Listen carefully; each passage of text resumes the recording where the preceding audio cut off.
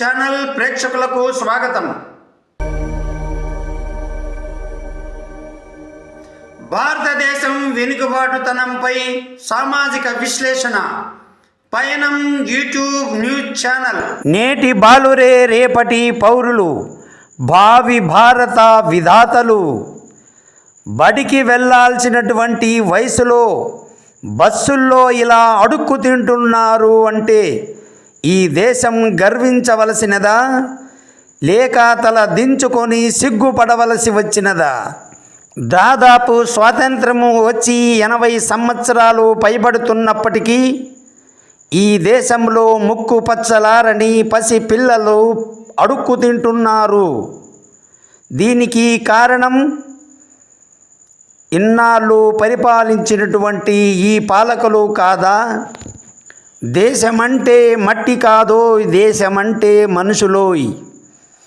ఈ దేశంలో ప్రతి ఒక్కరికి స్వాతంత్ర ఫలాలు అందినప్పుడు, స్వాతంత్ర స్వేచ్ఛ ఫలాలు అందినప్పుడే నిజమైనటువంటి స్వాతంత్రం వచ్చినట్లు అని మన యొక్క పెద్దలు చెప్పుతూనే ఉంటారు. ఇంతవరకు ఎన్ని పంచవర్ష ప్రణాళికలు జరిగినాయి, ఎన్ని రాజ్యాంగ సవరణలు జరిగినాయి, ఎన్ని సార్వత్రిక ఎన్నికలు జరిగినాయి, ఎన్ని ప్రభుత్వాలు మారినాయి, ఎంతమంది ముఖ్యమంత్రులు ప్రధానమంత్రులు వారు మార్చి మళ్ళీ వారే అవుతున్నప్పటికీ ఈ దేశాన్ని ఎలా ప్రగతి పథంలో నడిపించాలా అన్నది వారికి తెలియని విషయమా? వారు చిత్తశుద్ధితో పరిపాలించి ఉంటే ఇప్పుడు ఈ దేశంలో ఇలా అడుక్కు తినాల్సి వచ్చి ఉండేదా? ఇలా బడియీడు పిల్లలు రైల్వే స్టేషన్లో, బస్సు స్టాండ్లో, వీధుల్లో అడుక్కు తింటూ ఉండడం ఈ దేశంలో ప్రతి ఒక్కరూ చూడలేదా? దీనికి కారణం ఎవరు? ప్రతి 5 సంవత్సరాలకు ఎన్నికల్లో డబ్బులు తీసుకొని ఓట్లేసే ఓటర్లది తప్పు కాదా?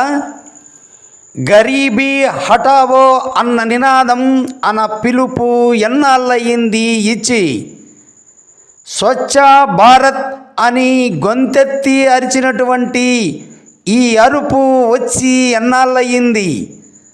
స్వర్ణ ఆంధ్ర అని అంటూ ఈ ఆంధ్ర రాష్ట్రాన్ని స్వర్ణాంధ్రప్రదేశ్ చేస్తానంటూ వచ్చినటువంటి ఈ పిలుపు ఎన్నాళ్ళయింది?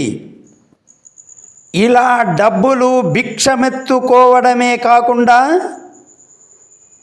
సంక్షేమ పథకాల పేరుతో అన్నీ ఉచితంగా ఇస్తాము అని ఎన్నికల కోసము, ఓట్లు రాబట్టడం కోసము రాజకీయ నాయకులు, ప్రభుత్వ పాలకులు ప్రజలను భిక్షగాళ్లను చేయడం కాదా? ఇది నిజమైనటువంటి అభివృద్ధా? లేక ఎన్నికల్లో గెలవడానికి వారు వేసే భిక్షలు కాదా? ప్రభుత్వ పాలకులు, అధికారులు ప్రతి నెల లక్షలు జీతాలు తీసుకోవడమే కాకుండా అవసరం వచ్చినప్పుడల్లా అవకాశం ఉన్న చోట ప్రజల నుంచి లంచాల రూపంలో కోట్లకు కోట్లు తీసుకొని బినామీల పేరుతో సంపాదించినటువంటి ఆస్తులు లేవా? దేశ సంపదను అందరికీ సమానంగా పంచేదెప్పుడు? ఈ దేశంలో ఆర్థిక సమానత్వం వచ్చేదెప్పుడు?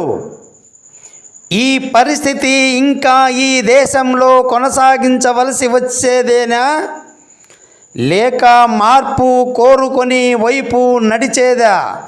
రాజ్యాంగంలో ప్రజలకు ఓటు హక్కు ఇచ్చినది మంచి పాలకులను ఎన్నుకోవడానికి మాత్రమే, కానీ ఓట్లను అమ్ముకోవడానికి కాదు.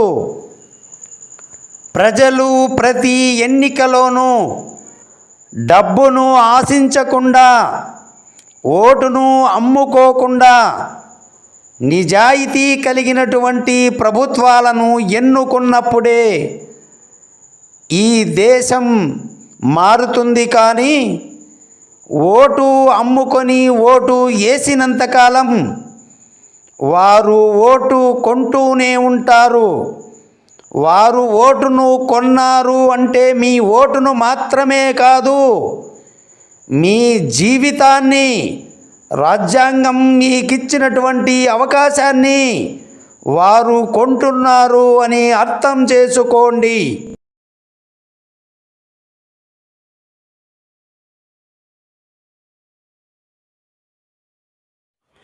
నిరంతరం మీ మార్పును కోరుతూ మీ సేవలో పయనం న్యూస్ ఛానల్.